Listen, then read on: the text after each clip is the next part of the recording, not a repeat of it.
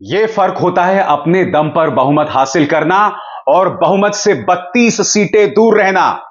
वक्फ board के ऊपर सरकार को अब इस मुद्दे को संयुक्त संसदीय समिति को भेजना पड़ रहा है। बड़ी खबर यह है दोस्तों, याद कीजिएगा, इससे पहले यानी कि 2024 से पहले जो सरकार थी, उस दौरान विपक्ष न जाने कितने मुद्दों पर संयुक्त संसदीय समिति को भेजने की मांग करता था, मगर भारतीय जनता पार्टी की सरकार इसे सिरे से खारिज कर देती थी। मगर आज वक्फ बोर्ड पर जो चर्चा हो रही है, उस पर आखिरकार यह मामला अब ज्वाइंट पार्लियामेंट्री कमेटी यानी संयुक्त संसदीय समिति को भेजा जाएगा। मगर आज लोकसभा और राज्यसभा से दो बड़ी खबरें आ रही हैं। एक खबर, जैसा कि मैंने आपको बताया, वक्फ बोर्ड के मुद्दे पर भारतीय जनता पार्टी सरकार झुक गई है, मगर दूसरी तरफ राज्यसभा में जगदीप धनखड़, उनकी आंखों में आंसू आ गए, उन्हें उठना पड़ा। और आप जानते हैं क्यों? उठते उठते वो लोकतंत्र की दुहाई दे रहे थे कि किस तरह से राज्यसभा के सभापति के पद का अपमान हो रहा है। जबकि विपक्ष क्या कह रहा था?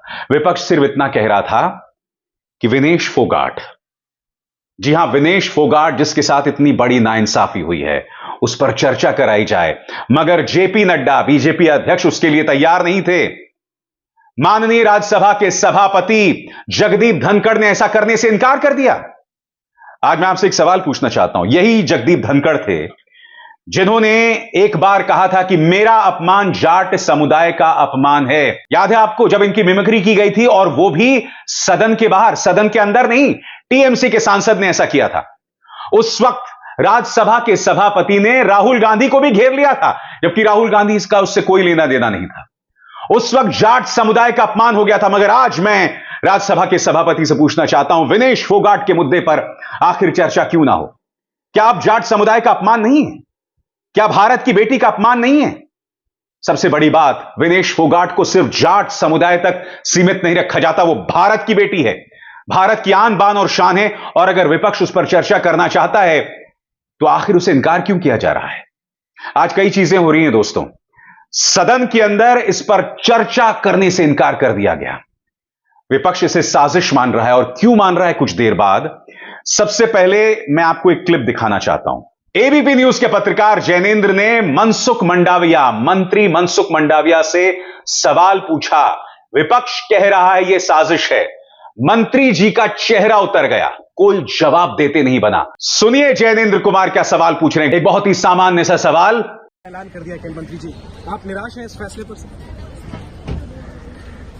सर, सरकार को घेरा जा रहा है विपक्ष के द्वारा, और साजिश की बात कही जा रही है। विनेश जो बाहर हुई की बात कही जा रही है। सर, विपक्ष एक बहुत सामान्य सा सवाल था दोस्तों।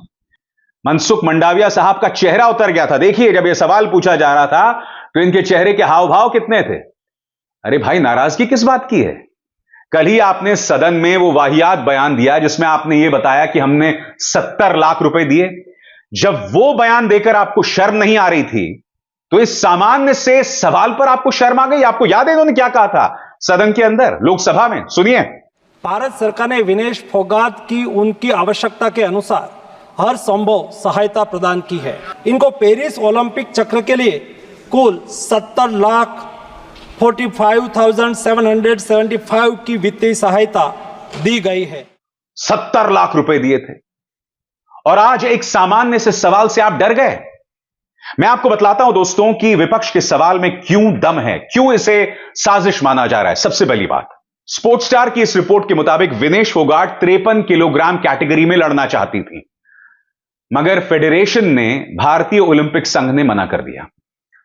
उस विनेश फोगाट को मना कर दिया जो इससे पहले 2 ओलंपिक्स में भाग ले चुकी है। मना कर दिया दोस्तों। कह दिया है कि अगर भाग लेना है तो लो, वरना जाओ। विनेश फोगाट पर जानबूझकर उसके साथ जबरदस्ती की गई कि वो 50 किलोग्राम कैटेगरी में भाग ले। और सबसे बड़ी बात, जिस खिलाड़ी ने इस श्रेणी यानी 53 किलोग्राम कैटेगरी में भाग लिया, अंतिम पंगाल नाम है उनका, क्या आप जानते हैं कि उन्हें डिस्क्वालिफाई कर दिया गया है? पत्रकारों का मानना है कि नंबर 1, 48 घंटों तक उन्होंने कुछ खाया पिया नहीं, क्योंकि उनका भी वेट बढ़ सकता था। और जब वो लड़ी तो जाहिर सी बात है, ताकत नहीं थी, ऊर्जा नहीं थी, एनर्जी नहीं थी। और सबसे बड़ी बात, रहस्यमय तरीके से उनकी बहन जो है गेम्स विलेज में घुस जाती है, नतीजा उन्हें डिपोर्ट कर दिया जाता है, पूरी टीम को डिपोर्ट कर दिया जाता है। अब जाहिर सी बात है, इसीलिए विपक्ष इसे साजिश बता रहा है। विपक्ष पूछ रहा है कि अगर विनेश फोगाट ये कह रही थी कि भाई मुझे 53 किलोग्राम कैटेगरी में मुकाबला करने दीजिए, तो आपने मना क्यों किया? सबसे बड़ी बात, जब विनेश फोगाट को 100 ग्राम्स की वजह से डिस्क्वालीफाई कर दिया गया था, तो एक सीधा सा सवाल है, आखिर क्या वजह है कि भारतीय कंटिजेंट ने तुरंत उसके खिलाफ अपील क्यों नहीं की? जब विनेश फोगाट जापानी वर्ल्ड चैंपियन को हराती है तो प्रधानमंत्री की तरफ से कोई बयान नहीं आता है। जब विनेश फोगाट फाइनल पे पहुंच जाती है, प्रधानमंत्री की तरफ से कोई बयान नहीं आ जाता है। मगर जब विनेश फोगाट डिस्क्वालीफाई हो जाती हैं, अयोग्य करार दे दी जाती है, तब जाके प्रधानमंत्री बयान देते हैं। सबसे बड़ी बात, जब उन्हें अयोग्य करार दिया जाता है तो भारतीय ओलंपिक संघ उसे तुरंत चुनौती नहीं देता है, वो तुरंत एक बयान जारी करता है कि हमें बहुत खेद के साथ कहना पड़ रहा है कि विनेश फोगाट अब नहीं खेल पाएंगी, अब उन्हें और परेशान ना किया जाए। मैंने बार बार इस मंच पर कहा है कि मैं इसे साजिश नहीं मानता, मगर बड़ा प्रश्न, खेल मंत्री सवालों से बचते हैं, सदन के अंदर चर्चा नहीं होती है इस मुद्दे पर। देखिए राज्यसभा के अंदर क्या हुआ था। राज्यसभा के सभापति से लगातार मांग की जा रही थी। मल्लिकार्जुन खड़गे ने मांग की, डेरेक ओब्रायन, टीएमसी के डेरेक ओब्रायन ने मांग की, उनकी मांग को खारिज कर दिया गया। Mister Derek O'Brien, you are shouting at the chair, your conduct is ugliest in the house, you are shouting at the chair, I condemn your action, next time I will show you the door, how dare you shout at the chair and senior leaders are not taking note of it। उल्टा माननीय राज्यसभा सभापति कहते हैं कि मेरा अपमान हुआ है, उनकी आंखों में आंसू आ जाते हैं और वो उठकर चले जाते हैं। सुनिए क्या हुआ था। जो मैं हाल के दिनों में देख रहा हूं और जिस तरीके से चुनौती शब्दों से, पत्र के द्वारा, अखबार के माध्यम के द्वारा, एक प्रमुख अखबार, नाम नहीं लेना चाहता, कितनी गलत टिप्पणी की है मैंने देखा है। मेरे को यह चुनौती नहीं दी जा रही है, यह चुनौती सभापति के पद को दी जा रही है। और यह चुनौती, प्लीज, यह चुनौती इसलिए दी जा रही है कि जो व्यक्ति इस पद पर बैठा है वो इसके लायक नहीं है, ऐसा ये सोचते हैं। माननीय सदस्यगण, अब मेरे पास एक ही विकल्प है। मैंने सदन में बहुत वरिष्ठ सदस्य हैं, अब भी उपस्थित हैं, उनका सम्मान करता हूं। उन्होंने राजनीति मेरे से बहुत ज्यादा देखी है। दुखी मन से मैं मेरी शपथ से दूर नहीं भग रहा हूं, पर मुझे जो आज मैंने देखा है, जिस तरीके का व्यवहार सदस्य ने किया है, शारीरिक रूप से किया है, जिस तरीके का व्यवहार इधर से भी हुआ है, मैं कुछ समय के लिए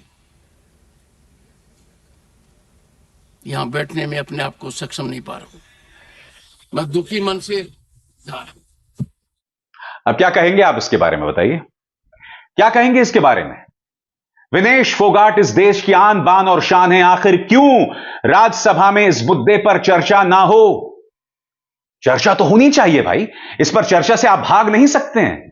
और ऊपर से फिर आप यह ताना दे रहे हैं कि मेरी तौहीन हो रही है, राज्यसभा के सभापति पद की तौहीन हो रही है। अरे मुझे बताइए जगदीप धनखड़ साहब, इससे पहले आप पर पक्षपात का आरोप लगता रहा है। आजाद भारत के इतिहास में शायद ही कभी ऐसा हुआ हो जब राज्यसभा के सभापति पर इस तरह के आरोप लगे हों। आप पर यह आरोप लगा सर, बार बार लगा। आपने अपने मंच पर बैठ के, जहां आप बैठे हैं, आप प्रधानमंत्री का शुक्रिया अदा कर रहे थे। आपने आरएसएस को महान संस्था बताया, जबकि आपका जो पद है वो पक्षपात से ऊपर है, वो पूरी तरह से निष्पक्ष है, मगर आप आरएसएस की तारीफ कर रहे थे, आप प्रधानमंत्री की तारीफ करते हैं, तो ये सवाल उठेंगे ना। और सबसे बड़ी बात, जब आपकी मिमिक्री हो रही थी जबकि वो सदन के बाहर का घटनाक्रम है। तब आप उसमें राहुल गांधी को घसीट रहे थे, आप राजनीति खेल रहे थे यह कहकर कि जाटों का अपमान हो रहा है। अब आप विनेश फोगाट पर बहस नहीं करवा रहे, क्या यह जाटों का अपमान नहीं है? हालांकि मैं स्पष्ट कर दूं, विनेश फोगाट की पहचान सिर्फ जाट तक नहीं है, वो देश की बेटी हैं। क्या देश के बेटी का दर्द आपको नहीं देखा जा रहा है मिस्टर जगदीप धनखड़? आप खुद विक्टिम कार्ड खेलने लग गए, आप खुद पीड़ित बन गए। यह बात तो हजम नहीं हो रही है। और एक बात और हजम नहीं हो रही दोस्तों, आज लोकसभा में जो नजारा दिखा, वक्फ बोर्ड पर बवाल हुआ। जी हां, आज हालात ये हो गए कि अमित शाह बुरी तरह से बौखला गए। अखिलेश यादव कह रहे थे कि आज हर किसी के अधिकार को मारा जा रहा है। इसमें आपका यानी लोकसभा अध्यक्ष ओम बिरला का भी अधिकार मारा जा रहा है, हम उसके लिए भी खड़े हैं। अब देखिए अमित शाह किस तरह से बौखला जाते हैं, देखिए। अध्यक्ष महोदय, मैंने आपसे कहा था कि आप लोकतंत्र के न्यायाधीश हैं, और मैंने अध्यक्ष महोदय सुना है इस लॉबी में कि कुछ अधिकार आपके भी छीने जा रहे हैं, उसके लिए हम लोगों को लड़ना पड़ेगा आपके लिए। अध्यक्ष महोदय, मैं इस बिल का विरोध करता हूं। कोई अध्यक्ष के अधिकार अखिलेश जी सिर्फ विपक्ष के नहीं है, पूरे सदन के हैं। इस तरह की गोलमोल बात आप नहीं कर सकते हो। आप नहीं हो अध्यक्ष के अधिकार के संरक्षक। मेरा सवाल गृह मंत्री से है और मेरे दो सवाल हैं। पहला सवाल, आप इतना हमेशा गुस्से में क्यों रहते हैं? यह सवाल किया जाएगा ना, देश के गृह मंत्री हमेशा इतना नाराज क्यों रहते हैं? नंबर एक। नंबर दो, अगर आपको यह कहना पड़ रहा है कि सिर्फ अखिलेश यादव उसका संरक्षण नहीं कर रहे हैं लोकसभा के अध्यक्ष का, तो यह अपने आप में बतलाता है कि कहीं ना कहीं लोकसभा के अध्यक्ष के अधिकारों में कुछ ना कुछ तो गड़बड़ हुई है। कटौती ना सही, मगर आपका यह कहना कि सिर्फ अखिलेश ही उनके अधिकारों का संरक्षण नहीं कर रहे हैं, यानी कि कुछ तो गड़बड़ हुई है। यह सवाल तो पूछा जाएगा ना कि आखिर लोकसभा अध्यक्ष ओम बिरला पर यह क्यों आरोप लगाया जाता है कि वो विपक्ष के खिलाफ पक्षपात करते हैं। यह सवाल किया जाएगा, बार बार किया जाएगा, लगातार किया जाएगा। बहरहाल, जैसे मैंने आपको बताया, वक्फ बोर्ड वाले मुद्दे को अब इन्हें जेपीसी को भेजना पड़ रहा है। यह अपने आप में बहुत बड़ी खबर है दोस्तों। याद कीजिएगा, मोदी 2.0 में भाजपा सरकार किसी भी मुद्दे को, किसी भी बिल को जेपीसी में नहीं भेजती थी। आज भेजना पड़ रहा है क्योंकि विपक्ष के तेवर सख्त हैं। जी हां, विपक्ष उन्हें घेर रहा है और होना भी चाहिए। अगर किसी मुद्दे पर बवाल हो तो उसे जेपीसी में भेजा जाना चाहिए, उस पर चर्चा होनी चाहिए। आम आदमी पार्टी ने तो सीधे कह दिया है कि वक्फ बोर्ड की जमीन को तो अडानी को सौंपने की तैयारी है। सुनिए, बहरहाल इस बिल पर इतना बवाल हुआ कि संसद में ओवैसी ने इसे मुसलमान का दुश्मन बताया। रिजिजू ने यह तक कहा कि यह हक देने वाला बिल है, हमें शाबाशी देनी चाहिए। मगर स्वाभाविक सी बात है दोस्तों, जो सरकार विनेश फोगाट पर चर्चा करने को तैयार नहीं है, जहां लोकसभा अध्यक्ष और राज्यसभा के सभापति पर पक्षपात का आरोप लगता है और वो दिखाई भी दे रहा है कथित तौर पर, तो स्वाभाविक सी बात है सवाल उठेंगे, जवाब मांगा जाएगा। अभिसार शर्मा को दीजिए इजाजत। नमस्कार। स्वतंत्र और आजाद पत्रकारिता का समर्थन कीजिए, सच में मेरा साथी बनिए। बहुत आसान है दोस्तों, इस ज्वाइन बटन को दबाइए और आपके सामने आएंगे ये 3 विकल्प, इनमें से एक चुनिए और सच के इस सफर में मेरा साथी बनिए।